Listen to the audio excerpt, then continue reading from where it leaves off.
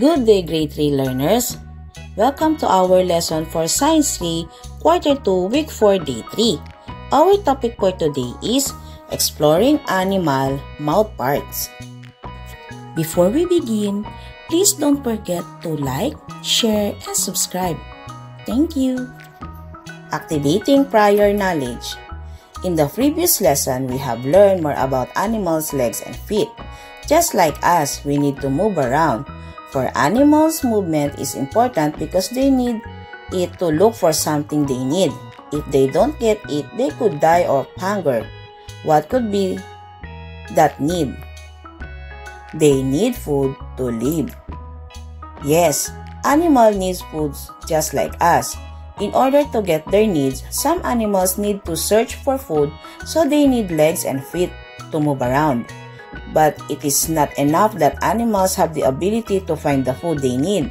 They should also have the ability to pick food and eat their food. In order to do it, they must have the right mouth parts for the food they need to eat. So how familiar are you with animals' mouth parts?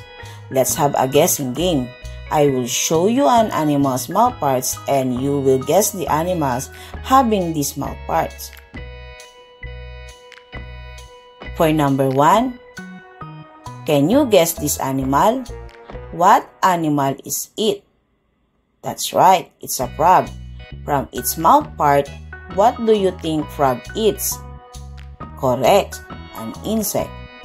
Number 2, can you guess the animal? What is it?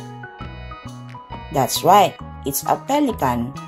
By just observing the beak, what do you think pelicans eat? Correct, a fish. Can you guess the animal from its beak? What animal is it? That's right, it's a parrot. Look at the beak of the parrot. What do you think parrot eats? That's right, they eat nuts and seeds. So in our activity, we will find out how these mouth parts are used. Lesson Purpose Intention. Today, we will learn how animals' mouths are special and how they help them get their food. Lesson Language Practice. Beak. The bird has a large beak.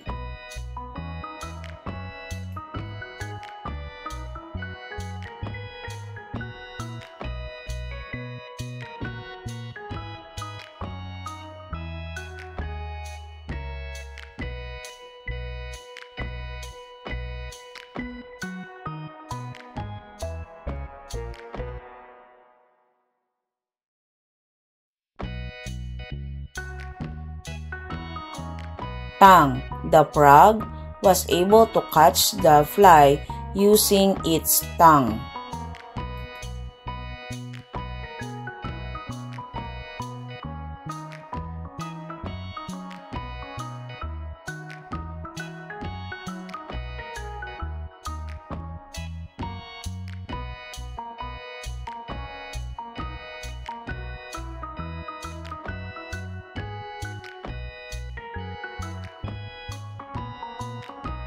Sticky. Did you notice something at the end of the frog's tongue? What is it? A fly. The tongue of the frog is said to be sticky. So, if the frog pulls its tongue, where will the fly go? Correct. It will go to its mouth and be eaten. So, if the frog's tongue is not sticky, will it be able to pull the fly to its mouth? No. Reading the key ideas then. Today, after comparing the feet and legs of different animals in the previous lesson, we will learn more about the mouth parts of animals. For what activity are mouth parts used? Do you have any idea? Correct, for eating and picking foods. So, in our lesson, we will find out the different mouth parts of animals that you are familiar with. As we describe their mouth parts, we will find out how their mouth parts are related to the kind of food they eat. developing understanding of the key idea stem. For the first video, what do you notice about the frog's tongue? Yes, it's long. How does this long and sticky tongue help the frog catch insects? It can reach and stick to insects without getting too close. The frog's tongue helps it catch food without getting near it. Second video, observe the pelican. What do you notice on its beak? The beak is like a pouch. How does its beak help the pelican catch fish? The fish it catches gets inside the pouch of its beak. The pelican's beak can scoop the fish using its beak. Third video, observe the parrot. What do you notice on the parrot's beak? Yes, it is short and pointed. How was it able to eat the food inside the hard nutshell of a walnut? That's right, the parrot beak can break the nutshell so it could eat the walnut inside. Fourth video, observe the cat. What do you notice on the cat's teeth? That's right, they are mostly sharp and pointed. How does the cat's teeth help the cat eat the fish? The sharp pointed teeth of the cat can tear the meat of the fish. The cat was able to eat the fish because its teeth can cut and tear the fish. Animals' mouth parts are shaped in a certain way so they can catch and eat the food they need in order to live. Deepening understanding of the key idea stem. Look at the following teeth. Describe the teeth of the horse. Correct, it is round and flat. Describe the teeth of the crocodile. That's right, they are all pointed. Some animals' teeth are round and flat while others have sharp, pointed teeth. Teeth with rounded ends can grind and crush food while sharp pointed teeth can cut and tear food. What do horses eat? That's right, a grass. Do you think their teeth can be used for tearing and cutting animals' meat? No. What do crocodiles eat? Do they eat plants or animals? Yes, animals. Do you think the crocodile can eat grass using their sharp pointed teeth? No. Which type of teeth is most useful for eating grass? Teeth that are rounded and flat.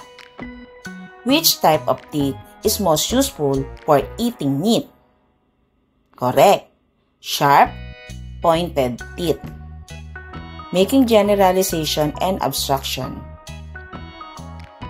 Animals have different mouth parts that match the kind of food they eat. Some use long tongues to catch insects, large beaks to pick fruits, pouches to scoop fish, sharp teeth to tear meat, and flat teeth to grind plants. Mouth parts help animals catch and eat food. Evaluating learning. Direction. Select the letters of the correct answers.